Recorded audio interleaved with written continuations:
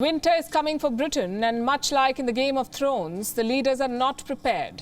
There is a lame duck Prime Minister in Downing Street. Energy bills are rising and the forecast says more heat waves are coming. It is an unprecedented crisis for Britain.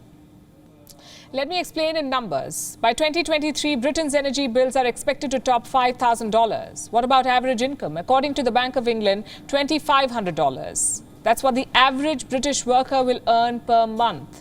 Now, do you see the problem here? The energy bill is twice the monthly income. Your 2 months' salary equals 1 year's energy bill. The math simply does not work. And to resolve this crisis, Prime Minister Boris Johnson invited top energy bosses to Downing Street. They were asked to produce important data like expected profits, payouts, investment plans. Finance Minister Nadhim Zahawi had an ultimatum for energy executives. Either invest your bumper profits or get ready for more taxes. What did they choose? Well, neither. The Downing Street meeting ended in complete failure. A big reason for that was Boris Johnson himself. This caretaker Prime Minister has simply given up. He says any significant decision will be taken by the next Prime Minister. Now, his sentiment is understandable. Outgoing leaders often stay away from big moves, big decisions. But does this crisis count?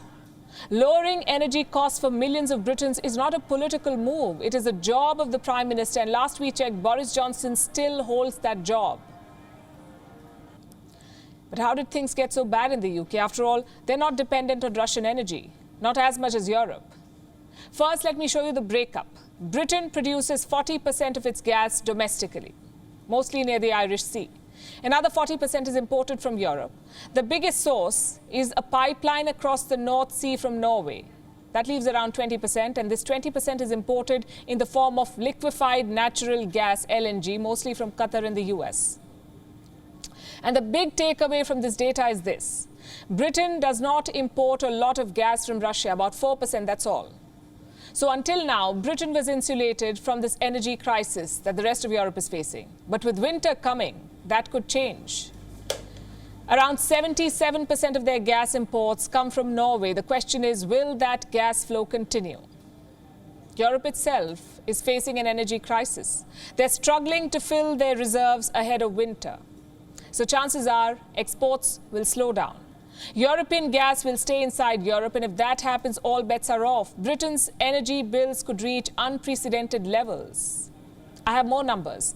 In the 2019 winter, British gas bills were around £1,200. In the 2020 winter, they came down just about £1,100. Last winter, energy bills were around £1,300. And this year, the projection is £4,200, £4,200. Like I said, unprecedented.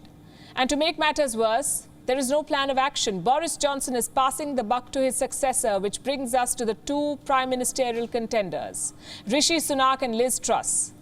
What are their plans to tackle the crisis? Liz Truss is sticking to the hardcore conservative position. She has defended big oil's bumper earnings. She says profits are not dirty or evil. Well, normally they're not.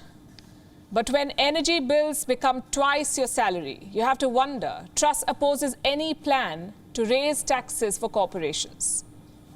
Those tax changes will cost £30 billion. That is affordable within our current budget. We'll still be able to pay debt down after 3 years. But I'm afraid to say the plans of raising taxes are likely to lead to a recession. And with a recession, it'll be harder to pay the debt down. What about Rishi Sunak?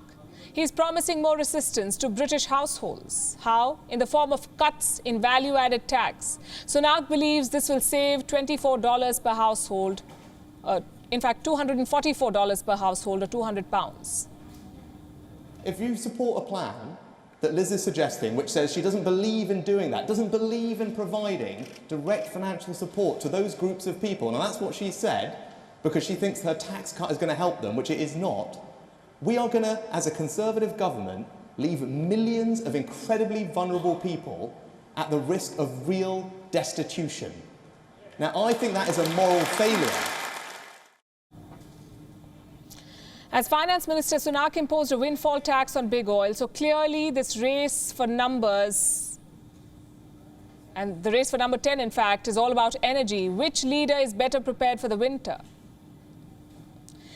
But what about the outside factors? What if the gas from Europe dries up? In that case, officials are talking about a crisis situation. How would that play out? First, the government will override commercial gas deals. Then supplies to gas stations will be shut down, which means no power for homes and businesses. How long would this power rationing last? Almost 4 days, reports say. And this is the worst case scenario. But if it does happen, it could paralyze the British economy. Trains would stop running, heaters would stop working, factories would stop working, and all of this in peak winter season. Britain's GDP has already fallen 0.1% in the second quarter of 2022. The energy crisis could trigger a full-blown recession. So Britain's fate now lies with Europe. If European gas exports continue, the country will be safe. If not, this winter will be remembered for a long time. WION is now available in your country. Download the app now and get all the news on the move.